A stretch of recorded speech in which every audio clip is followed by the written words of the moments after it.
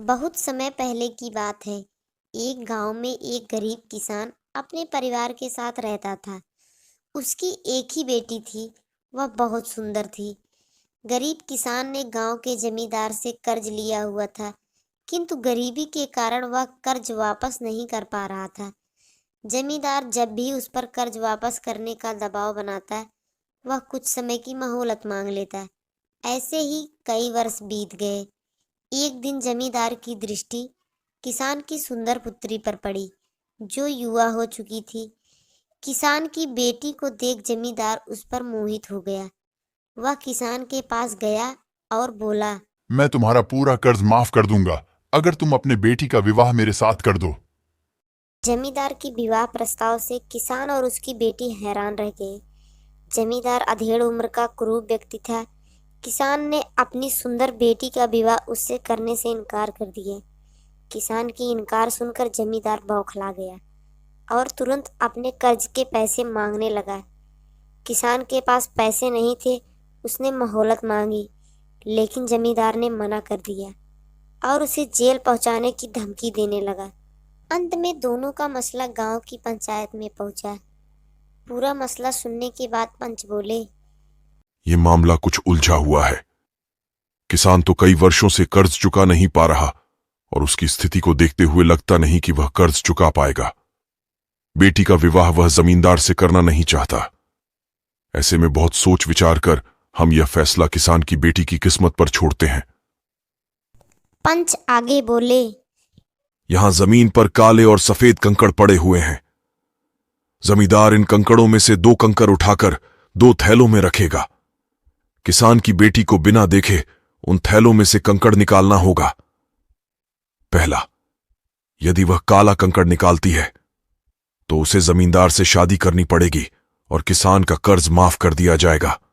दूसरा, यदि वह सफेद कंकड़ निकालती है तो उसे जमींदार से शादी नहीं करनी पड़ेगी और किसान का कर्ज भी माफ कर दिया जाएगा। तीसरा, यदि वह कंकड़ निकालने से इनकार करती है तो किसान को जेल में डाल दिया जाएगा। पंचायत का फैसला सुनकर किसान और उसकी बेटी चिंता में पड़ गए। किसान तो सर पकड़कर बैठ गया। इधर जमींदार ने जमीन में पड़े कंकड़ उठाकर थैले में डाल दिया। जब जमींदार कंकड़ उठा रहा था तो किसान की बेटी ने देख लिया कि उसने सबकी आंखों में धूल झोंककर दोनों काले कंकड़ ही उठाए हैं। अब किसान की बेटी किसी भी थैले से कंकड़ निकालती तो वह काले रंग का ही होता।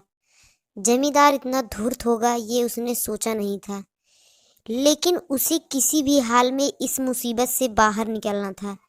वह अपना दिमाग दौड़ाने लगी। उसके सामने 3 विकल्प थे।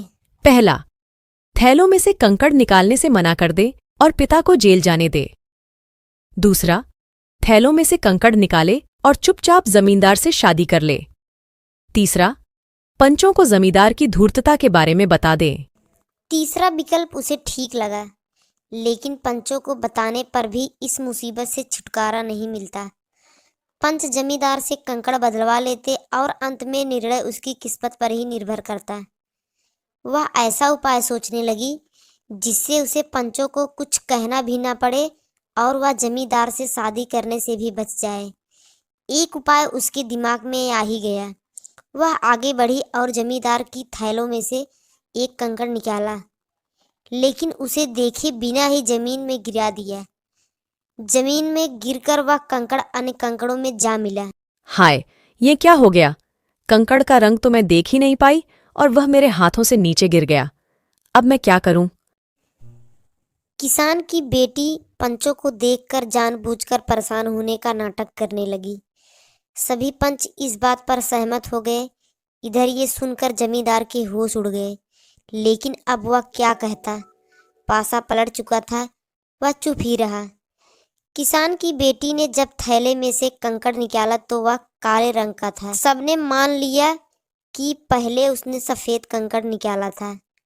इस तरह वह जमींदार से शादी करने से बच गई और उसके पिता का कर्ज भी माफ हो गया।